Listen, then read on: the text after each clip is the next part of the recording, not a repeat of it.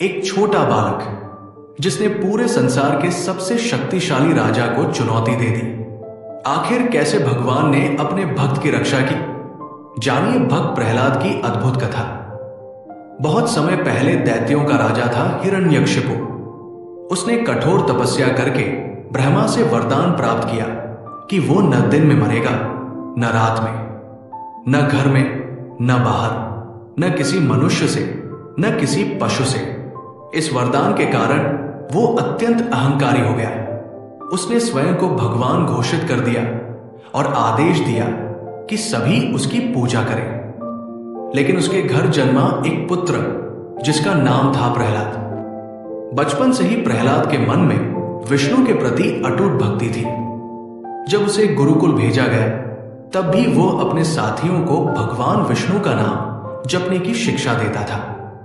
ये बात हिरण्यकशिपु को बिल्कुल पसंद नहीं आई।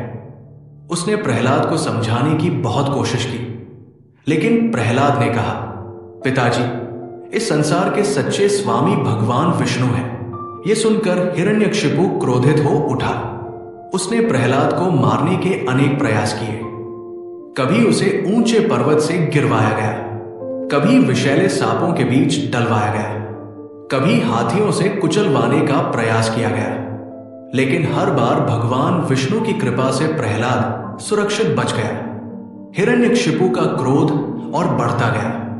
तब उसने अपनी बहन होलिका को बुलाया। होलिका को वरदान था कि अग्नि उसे जला नहीं सकती। वो प्रहलाद को गोद में लेकर अग्नि में बैठ गए। प्रहलाद भगवान विष्णु का नाम जपते रहे। कुछ समय बाद चमत्कार हुआ। होलिका जलकर भस्म हो गई, जबकि प्रहलाद सुरक्षित बाहर निकल आए। इसी घटना की स्मृति में आज भी होली से पहले होलिका दहन किया जाता है। अब हिरण्यकशिपु का क्रोध सीमा पार कर चुका था। एक दिन उसने प्रहलाद से पूछा, तुम्हारा भगवान कहाँ है? प्रहलाद ने शांत स्वर में उत्तर दिया, भगवान हर जगह है। हिरण्यकशिपु ने महल की एक स्तंभ की ओर इशारा करके पूछा, क्या वो स्तंभ में भी है? प्रहलाद ने कहा, हाँ, भगवान यहां भी है। क्रोधित होकर हिरण्यकशिपु ने स्तंभ पर प्रहार किया। तभी एक भयंकर गर्जना हुई। स्तंभ फट गया। उसमें से प्रकट हुए नरसिंह। नरसिंह न पूरी तरह मनुष्य थे और न ही पशु। संध्या का समय था, जो न दिन था और न रात। उन्होंने हिरण्यकशिपु को महल की दहलीज पर पकड़ा, जो न घर के भीतर थी और न बाहर। उसे अपनी जांघों पर बैठाकर नाखूनों से उसका वध कर दिया। इस प्रकार ब्रह्मा के वरदान की सभी शर्तें पूर्ण हो गई। हिरण्यकशिपु का अंत हो गया और धर्म की विजय हुई। भगवान नरसिंह ने प्रहलाद को आशीर्वाद दिया। प्रहलाद ने जीवन भर भगवान की भक्ति और धर्म का प्रचार किया।